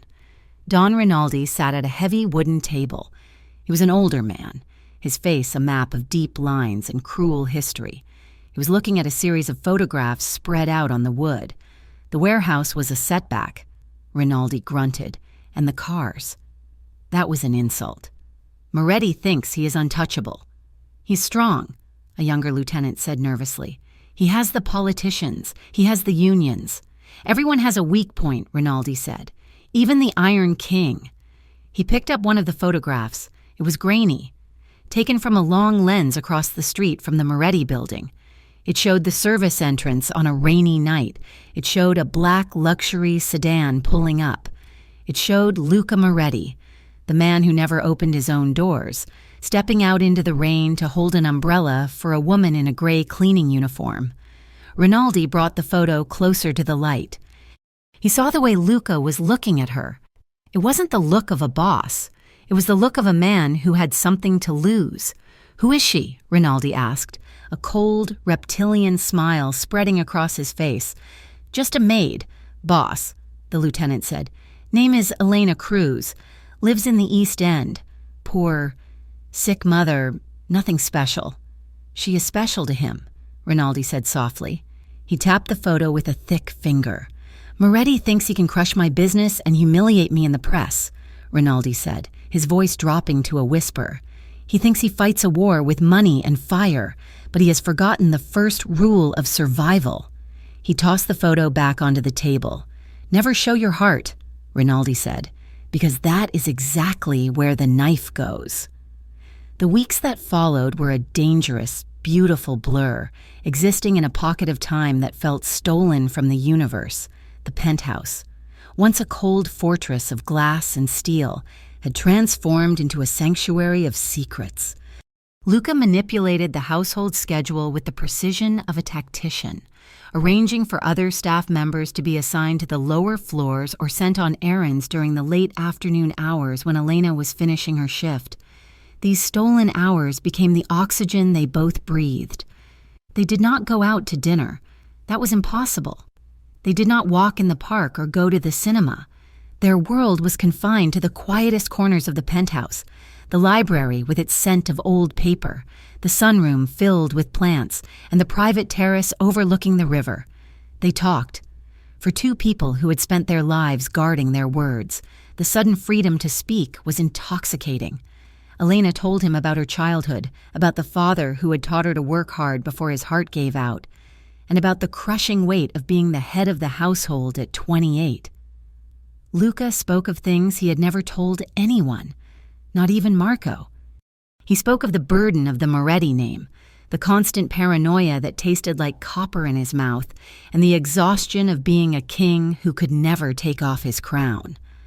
One Tuesday night, the air in the city was heavy with humidity, a prelude to summer. It was past 11. Elena had stayed late to deep clean the master suite, a task usually reserved for the head housekeeper, but Luca had insisted on the change in rotation. She was dusting the bedside tables when he walked in. He had discarded his jacket and tie in the hallway. His shirt was unbuttoned at the collar, his sleeves rolled up to reveal strong forearms. He held 2 glasses of deep red wine. "You are working too hard," Luca said, his voice low and rumbling in the quiet room. Elena looked up, a cloth in her hand. "I want to finish the mirrors before I go." "Leave the mirrors," Luca said. "Come, sit with me." He handed her a glass. Elena hesitated for a fraction of a second, the ingrained instinct of the servant, before taking it. She set her cleaning supplies on the floor and sat on the edge of the massive, king-sized bed. Luca sat beside her, close enough that she could feel the heat radiating from his body, but not touching. Not yet. They drank in silence for a moment, the rich, oaky wine warming their blood. "I am afraid," Elena said suddenly into the quiet. Luca turned to look at her, his dark eyes intense. "Of what? Of me?" "No," Elena said. She swirled the wine in her glass, watching the red liquid coat the sides. "I'm afraid of losing them. Matteo is at that age where the streets look glamorous. He sees the boys with the new sneakers and the cash, and he does not see the prison sentences or the funerals. And Mama, every cough sounds like a clock ticking down. I feel like I'm holding back a landslide with my bare hands." Luca set his glass on the nightstand. He turned his body fully toward her. "I know that fear," he said softly. "I live with it every day. But my fear is different. I am afraid of losing control. In my world, control is the only thing that keeps the wolves at the bay. If I slip, if I show weakness, everything I built collapses, and the people who depend on me, they die." He reached out, his hand hovering for a moment before he tucked a loose strand of dark hair behind her ear. His fingers lingered on the sensitive skin of her neck. "But lately," Luca murmured, his gaze dropping to her lips, "my biggest fear is that I will wake up and realize this was a dream, that I will walk into this room and you will just be the maid again, and I will be the boss, and this fire between us will be gone." Elena's breath hitched. She placed her empty glass on the floor and turned to him. The distance between them seemed to vanish. "I am not going anywhere," she whispered. She slid closer, her knee brushing against his thigh. She reached out and placed her palm flat against his chest, right over his heart. It was beating hard, a frantic rhythm that betrayed his calm exterior. Luca covered her hand with his own, pressing it tighter against him. His eyes traced her face with open, undisguised longing, mapping the curve of her jaw, the dark sweep of her lashes, the softness of her mouth. "Elena," he groaned, a sound that was half prayer, half warning. He leaned in, and she met him halfway. The kiss was different this time. It wasn't the tentative exploration of the hallway. It was hungry. It was possessive. It was acclaiming. Luca's hands moved to her waist, pulling her body flush against his. Elena gasped into his mouth, her arms winding around his neck, her fingers tangling in the thick hair at the base of his skull. They fell back against the mattress, the movement fluid and desperate. Luca hovered over her, his weight supported on his elbows, caging her in. He kissed the sensitive spot below her ear, making her arch her back, a soft cry escaping her throat. His hands skimmed down the curve of her spine, molding her against him. The friction of their bodies, even through layers of clothing, was electric. Elena felt a heat coil low in her belly, a demanding ache that made her hips move instinctively against his. The world narrowed down to the scent of sandalwood and wine, the roughness of his jaw against her skin, and the overwhelming weight of his desire. Luca pulled back slightly to look at her. His pupils were blown wide, swallowing the iris. He looked wrecked. He looked like a man starving.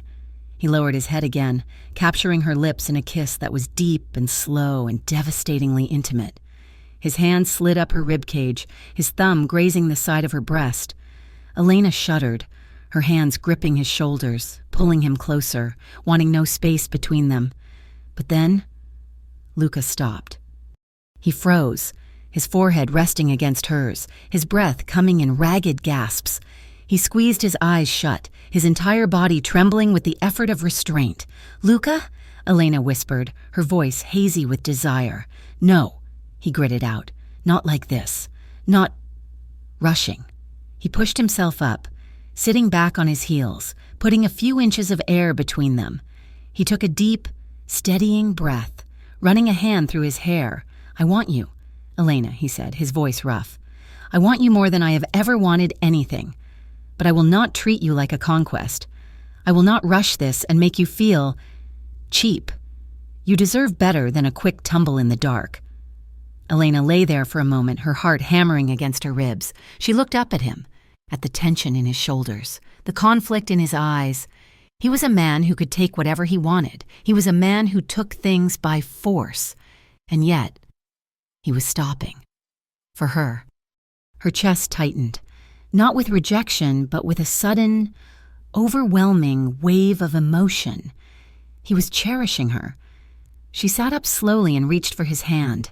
"Thank you," she whispered. Luca looked at her, and the ferocity in his expression softened into something tender. He pulled her into his arms, not for passion this time, but for comfort. He lay back down on the bed, pulling her with him. They lay there, fully clothed, wrapped around each other on top of the expensive duvet. Luca's arm was a heavy, protective weight across her waist. Elena rested her head on his shoulder, listening to his heartbeat slow down to a steady rhythm. They whispered in the dark. They talked about the places they wanted to go. Italy, the coast of Spain, a cabin in the mountains where no one knew their names. They built a fantasy life in the safety of the night, a life where he was just a man and she was just a woman, and there were no guns or debts to keep them apart. Elena drifted into a light doze, safe in the circle of his arms. It was the most peaceful sleep she had had in years. She woke before dawn, the gray light of morning just beginning to bleed through the curtains. She knew she had to leave. If the other staff arrived and found her in his bed, the illusion would shatter. She carefully untangled herself from Luca. He stirred, his hand reaching out blindly for her. "I have to go," she whispered, kissing his forehead. "Stay," he mumbled, his voice thick with sleep. "I can't," she said softly. She smoothed her uniform, fixed her hair, and slipped out of the room, leaving the warmth of his body behind. As she walked to the bus stop in the cold morning air, she felt a lingering glow in her chest, a secret armor against the gray world. But while Elena and Luca were building castles in the air, the world below was digging a foundation for their ruin. Miles away, in the cracked concrete playground of Elena's neighborhood, the shadows were lengthening. Matteo was shooting baskets alone, the rhythmic thump of the ball echoing off the brick walls of the tenements. He was frustrated. He wanted new sneakers. He wanted to take a girl from his class to the movies, but he didn't have $2 to rub together. Nice shot, kid. Matteo turned. A man was leaning against the chain-link fence. He was dressed casually in jeans and a leather jacket, but he didn't look like he was from the neighborhood. His clothes were too new. His watch glinted in the fading sun. "Thanks," Matteo said. "Guarding the ball. You got good form," the man said. Pushing off the fence and walking closer, he smiled. It was a smile that didn't reach his eyes. "You look like a kid who knows how to hustle." "I do okay," Matteo said, suspicious but intrigued. "I am looking for guys with energy," the man said. "Easy work. Deliveries, cash paid daily." "Better than flipping burgers, right?" Matteo's eyes lit up. Cash daily. That meant sneakers. That meant respect. "What kind of deliveries?" Matteo asked. "Just packages," the man said with a shrug. "Nothing heavy. I run a logistics crew. We like to help out local families. Your sister. She works downtown, right? For that big shot Moretti?" Matteo froze. The connection was too specific. He might be young, but he knew the rules of the street. You didn't talk about family business to strangers. She cleans houses, Matteo said carefully. I don't know who she works for. The man laughed, a dry, scratching sound. Come on, kid. Everyone knows Moretti. Big money, must be nice. Being close to that kind of power. Does she talk about him? Does she say when he comes and goes? The vibe shifted instantly. The man wasn't looking at Matteo as a potential employee anymore. He was looking at him as a keyhole. I gotta go, Matteo said, grabbing his ball. My mom is waiting. He turned to run, but the man moved fast, stepping in his path. Hey, relax, the man said, his voice dropping an octave. No need to run. Just tell your sister she has got friends looking out for her. Tell her the Rinaldis send their regards. And hey, think about the job. We pay very well for information. He pressed a crumpled $20 bill into Matteo's hand and walked away, disappearing into the alley's shadows. Matteo stood there, his heart pounding. He looked at the money. It felt like it was burning his palm. He dropped it on the ground and ran. He burst into the apartment, pale and breathless. Rosa was at the table, sorting her pills. Matteo, Rosa asked, alarmed. What happened? A guy? Matteo gasped, locking the door and sliding the chain into place. At the court, he asked about Elena.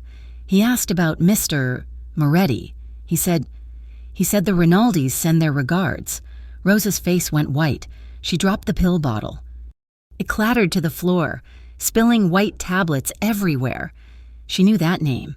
Everyone in the city knew that name. It meant blood. When Elena walked through the door an hour later, floating on the memory of Luca's embrace, the atmosphere in the apartment hit her like a wall of ice. Rosa was sitting in her wheelchair facing the door, her hands gripping the armrests until her knuckles were white. Matteo was sitting on the floor, looking terrified. Mama, Elena asked, dropping her bag. What is wrong? Rosa looked at her daughter with eyes that were no longer soft. They were the eyes of a mother lion sensing a predator. Who are you working for? Elena? Rosa asked. Really? I told you, Elena said, confusion clouding her face. Mr. Moretti. He's a businessman. He's a gangster. Rosa spat the word out, and his enemies are talking to your brother. Elena felt the blood drain from her body. She looked at Matteo. He offered me money, Matteo whispered. He asked, when Mr. Moretti comes and goes. He knew who you were, Elle. He knew where we live. The room spun. The fantasy of the penthouse, the wine, the safety of Luca's arms. It all shattered into a million jagged pieces. The reality of the Rinaldis had followed her home. She had led the wolves right to the only people she loved. I have to go, Elena said, her voice shaking. Elena, no, Rosa cried. Stay here. Lock the door. I have to stop this. Elena said. She turned and ran back out into the night. She took a taxi, spending the last of her grocery money, urging the driver to go faster. She had to see him. She had to know. She stormed into the Moretti building, flashing her badge to the startled night security. She took the elevator up, her anger building with every floor, fueled by a terror so deep it felt like nausea. She burst into the penthouse. Luca was in the living room pouring a drink, surprised to see her return so soon. He smiled when he saw her, stepping forward. Elena, did you forget? Did you know? Elena screamed. Luca stopped. The smile vanished. He set the glass down. Elena, calm down. What is happening? Did you know the Rinaldis would come for my family? She demanded. Tears streaming down her face. A man approached Matteo today. A man who knew my name, who knew I worked for you, who tried to buy my brother. Luca went still. His face hardened, not with anger at her, but with a sudden, dark realization. He had underestimated them. He had thought he could keep her separate. They approached Matteo? Luca asked, his voice deadly quiet. Yes, Elena cried. They are tracking me. Luca, they know where I live. They know who I am. Because of you. Because I let myself get close to you. Luca said nothing. His silence was a physical weight in the room. He looked at her, and she saw the guilt in his eyes. He had known it was a possibility. He had gambled, and he had lost. Why didn't you warn me? Elena sobbed. You promised to protect me. You said you would burn the city for me, but you didn't tell me the fire was already at my door. I thought I could handle it. Luca said, stepping toward her. "I thought I could keep you out of the line of sight. I made a mistake." "A mistake?" Elena laughed, a hysterical, broken sound. "This isn't a shipping error. Luca, this is my brother's life. This is my mother. I cannot do this." "Elena, listen to me," Luca pleaded, reaching for her. "I will put guards on your building. I will move you. I will put you somewhere safe where they can never find you." "No!" Elena shouted, backing away from his touch. "I don't want your guards. I don't want your safe houses.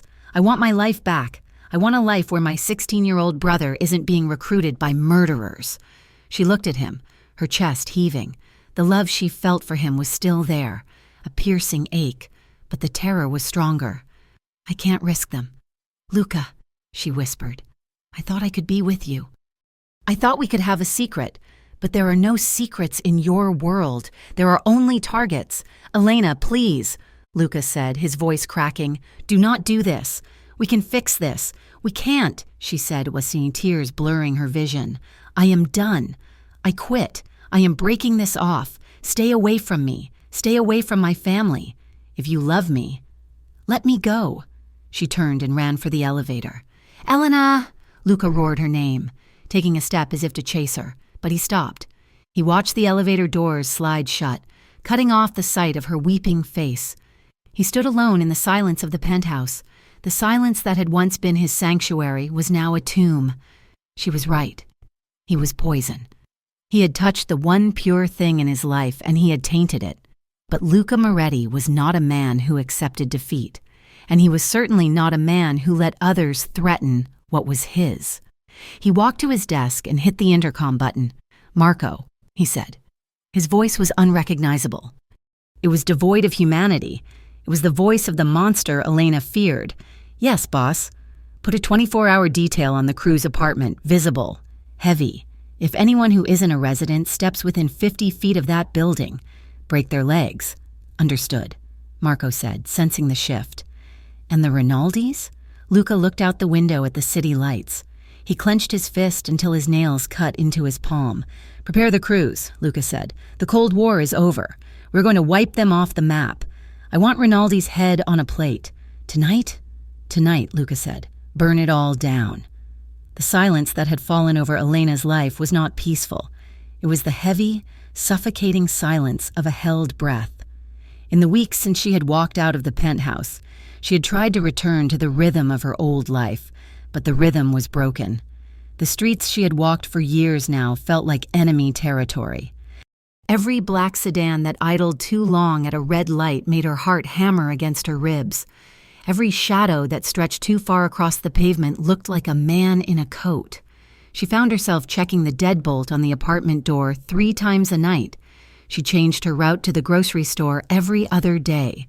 She forbade Matteo from playing basketball at the court after sunset, a rule that caused arguments but one she refused to bend. She could feel eyes on her. It was a prickling sensation at the back of her neck, a phantom touch that made her skin crawl. She knew, deep in her bones, that the invisible wall Luca had promised to build around her was the only thing keeping the wolves at bay. But she also knew that walls could be breached. It happened on a Tuesday, the kind of gray, drizzling night that made the city look like a watercolor painting left out in the rain. Elena was returning from a late shift at a diner 3 blocks away, a job she had taken to replace the income from the Moretti household. She entered the stairwell of her building. Shaking the rain from her umbrella, the bulb on the landing was out again, leaving the concrete stairs in gloom. She started up, her shoes scuffing softly against the stone. She heard the movement before she saw it, the scrape of leather against concrete. 2 men stepped out from the shadows of the second-floor landing. They were large, dressed in dark windbreakers that did not fit the neighborhood. Elena stopped, her breath caught in her throat. She turned to run back down, but the heavy metal door at the bottom of the stairs clicked open. A 3rd man blocked the exit. "Miss Cruz," the man at the top said. His voice was polite, which made it terrifying. "Mr. Rinaldi would like a word." "I have nothing to say to him," Elena said, her voice shaking but loud. "Get out of my way."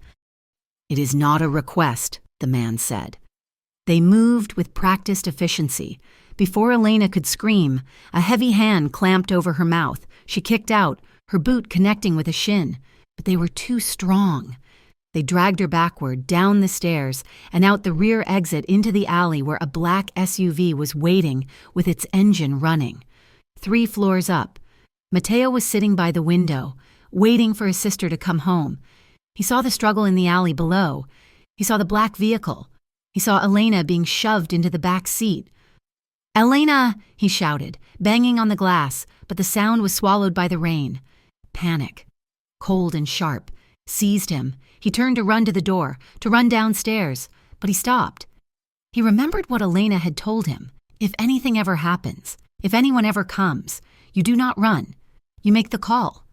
He scrambled to the kitchen drawer where Elena kept the emergency burner phone. It was a small, black device that Luca Moretti had given her months ago, instructing her to keep it charged and hidden. Mateo's hands were trembling so badly he dropped the phone twice before he could hit the speed dial button.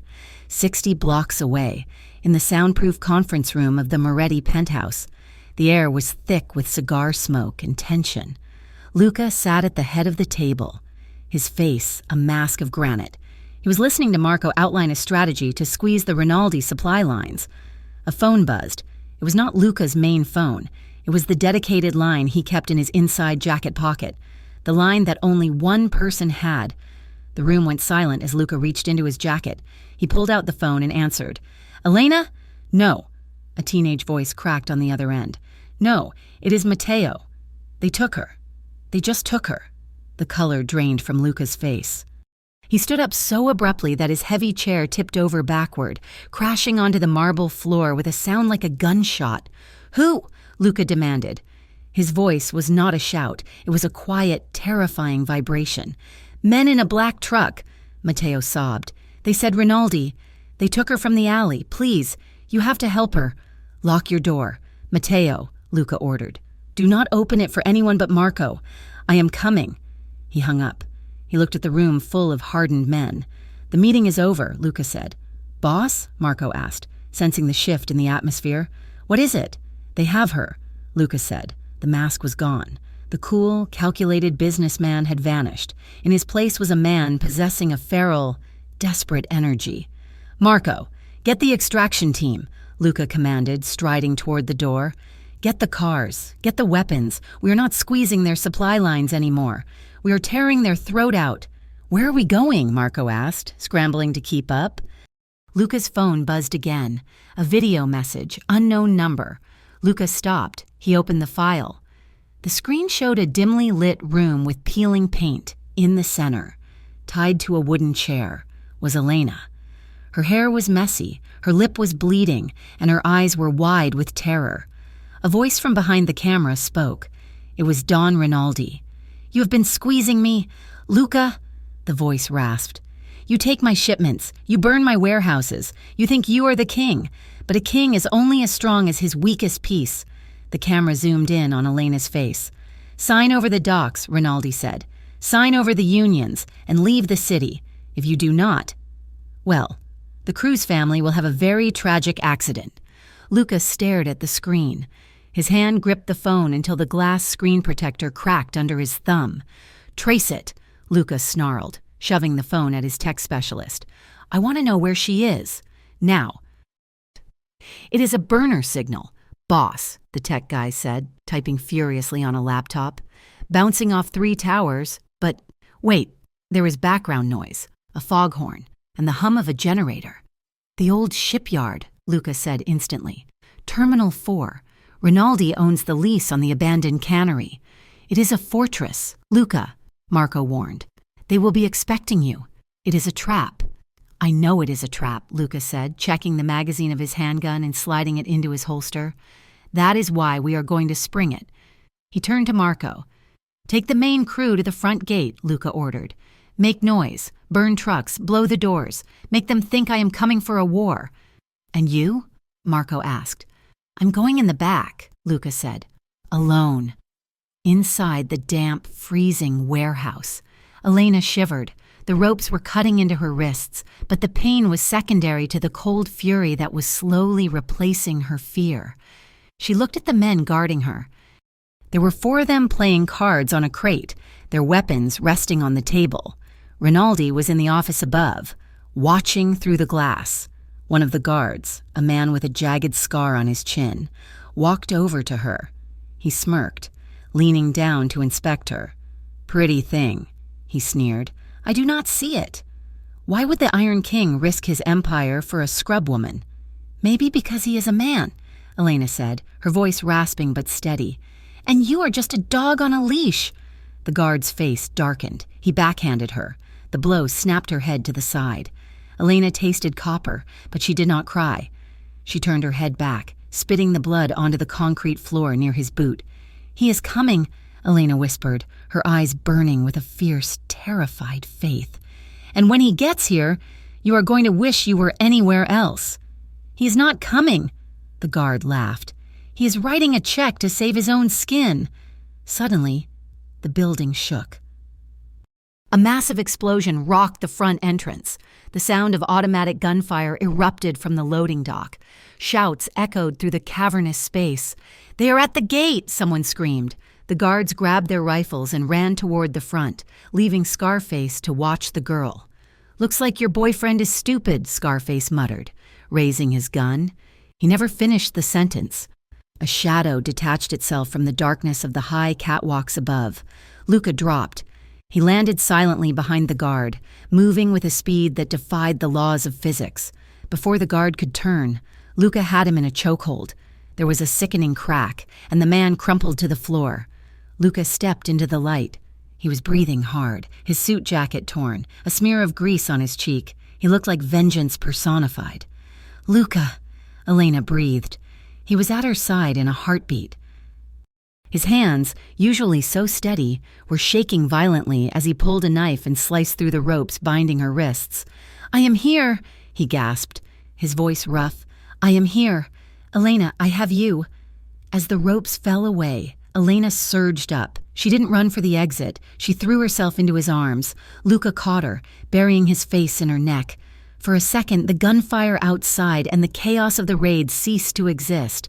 There was only the feeling of her body pressed against his, the frantic pounding of her heart against his chest, the smell of her hair mixed with the scent of gunpowder and rain.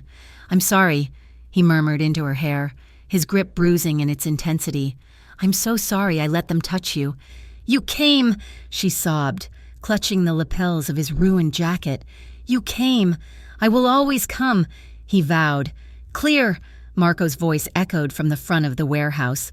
"Secure," Luca pulled back, framing Elena's face in his hands. He scanned her for injuries, his thumb brushing the bruise forming on her cheek. His eyes went cold for a brief second, promising retribution, before softening as they met hers. "We have to go," he said. He led her out of the warehouse, shielding her body with his own as his men secured the perimeter. In the aftermath, the city held its breath. The war that had threatened to tear the underworld apart ended not with a bang, but with a signature. Luca met with the remnants of the Rinaldi clan the next day. He did not kill them all. He did something more surprising. He negotiated. He traded. He signed over the unions. He signed over the import territories. He gave up the keys to the kingdom that he had spent 10 years building. In exchange, he demanded absolute, verified immunity for the Cruz family and a ceasefire that would be enforced by the Commission. It was a surrender of power to his enemies. It looked like defeat. To Marco, who watched him sign the papers with a steady hand, it looked like liberation. Luca Moretti was stepping down from the throne. He kept his legitimate real estate holdings, his investments, and enough wealth to live 10 lifetimes, but he was washing his hands of the blood. Weeks later, the new apartment was in a quiet suburb, miles away from the smoke and noise of the city. It had a small garden and windows that let in the sunlight. The rent was paid by a trust fund Luca had set up, masked as a scholarship grant for Matteo, so Elena's pride would remain intact. It was a warm evening. The crickets were singing in the grass. Elena was sitting on the front porch, watching the streetlights flicker on. A black car pulled up to the curb. It was not an armored SUV. It was just a car. Luca stepped out. He looked different. He was wearing a simple button-down shirt, no tie, the collar open. The tension that used to live in his shoulders, the constant coiled readiness of a predator, was gone. He looked tired, but it was a good tired, the tired of a man who has done a day's work, not a man who has fought a war. Elena stood up and walked down the path to meet him. They stopped under the soft glow of the streetlight. "How is Matteo?" Luca asked. "He likes the new school," Elena said. "He's on the basketball team. No one knows who he is here." "Good," Luca said. "And you?" Elena asked. "How is the civilian life?" Luca smiled, a genuine expression that reached his eyes. "Quiet, boring. I sleep at night. Elena, without pills." "I miss the music," Elena admitted softly. "The jazz. I still have the records," Luca said. "I just need someone to listen to them with." The air between them was sweet and clear. There were no secrets anymore. There were scars. Yes, the memory of the warehouse would never fully fade, but the fear was gone. "I tried to build a life without you," Luca said, stepping closer. "It was safe, but it was empty." "I tried to run away from you," Elena whispered, "but I realized that I was running away from the only person who really knew me. We are not the same people we were," Luca said. "I am not the king anymore, and you are not the maid. Who are we then?" Elena asked. "Survivors," Luca said. "Partners. If you will have me." He reached out and took her hand. His palm was warm and rough. "I come with baggage," Elena warned, a small smile playing on her lips. "A sick mother and a teenage brother. I come with a history," Luca countered, "and a very possessive nature." "I can handle history," Elena said. Luca pulled her close, his hands settling firmly at her waist. Elena looped her arms around his neck, feeling the solid, reassuring reality of him. "I love you, Elena," he said. "I love you, Luca," she replied. He kissed her. It was deep and unhurried, a kiss that tasted of gratitude and lingering desire. It was a promise made not in the dark, but in the light. They broke apart, foreheads touching, smiling. "Come inside," Elena said. "Mama is making dinner." "And she actually asked if you were coming." Luca laughed, a sound of pure relief. "I would not miss it." They turned and walked back toward the house, hand in hand. As they reached the steps, Elena glanced up at him. "You know," she said softly, "for the first time in my life, I do not feel alone." Luca squeezed her hand, looking at the warm light spilling from the windows of her home. "Neither do I," he said, and step by step, they walked together into a future that was not ruled by fear, but by the fierce, complicated love they had fought to protect. Thank you so much for listening to this story. I hope you enjoyed the journey of Luca and Elena as much as I enjoyed writing it for you. I would love to know where you are listening from today. Please leave a comment down below with your country or city. It is always amazing to see how far these stories travel. If you enjoyed this series, please make sure to subscribe to Mafia Romance Stories so you never miss a new episode. And do not forget to share your thoughts on the ending in the comments section. Did Luca make the right choice? I cannot wait to read what you think. Until next time, keep reading and keep dreaming.